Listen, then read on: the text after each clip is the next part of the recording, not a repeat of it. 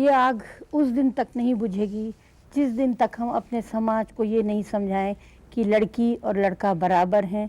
लड़की कोई खरीदारी की चीज़ नहीं है, वो गाय भैंस नहीं है जो खरीदी जा सकती है, जिसका मोल तोल हो सकता है।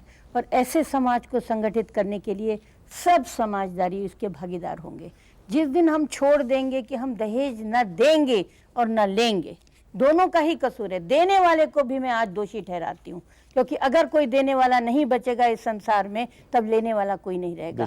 हमारी लड़की क्या हमारे ऊपर इतनी भार बन जाती है कि हम दौरी देने के लिए तैयार हो जाते हैं। अगर वो शादी नहीं भी करेगी तो कौन सी आफत आ गई है। लड़की को भी एक इकोनॉमिक इंडिपेंडेंस देना पड़ेगा। आर्थिक रूप से हमको लड़की को मजबूत करना पड़ेगा कि शादी अगर नहीं हो तो कोई बात नहीं, हम दहेज नहीं देंगे।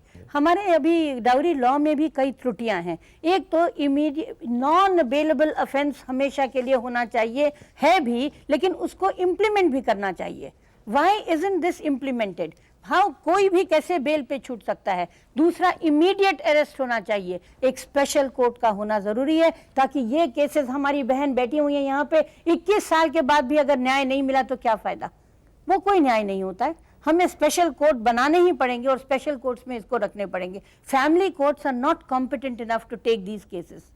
एंड देन जितने भी हमारे स्टेट कमीशन फॉर विमेन हैं, जितने भी नेशनल कमीशन फॉर विमेन है, और जो हमारे क्राइम्स अगेंस्ट विमेन सेल हैं, इन सब में भी एक पावर होना चाहिए, और एनजीओज में भी एक पावर होना चाहिए कि वो डेथ डिक्लेरेशन जब करती है लड़की तो उसको मान्यता प्रदान की जाए, जो अभी नहीं है। मैजिस्ट्रेट हैज टू कम, तब तक देर हो जाती है। जब तक मैजिस्ट्रेट आएंगे और डेथ का उसका लेंगे, तब तक तो वो लड़की खत्म हो जाती है। जैसे भावना के केस में था, वो कुछ बता ही नहीं पाई, बता भी नहीं पाई। तो मैं सोचती हूँ हम लोग को भी अब इन सब त्रुटियों को अलग करना पड़ेगा और देखना पड़ेगा। Thank you very much. Thank you. दोस्तों, हमारे बुजुर्गों ने कहा भी यही है, हमने सुना भी यही है, हमने पाहा भी यही है कि मियाँ बीवी के जोड़े जन्नत में बनते हैं, स्वर्ग से बनकर आते हैं, उन्हें अल्लाह मियाँ, खुदा, भगवान बनाता है।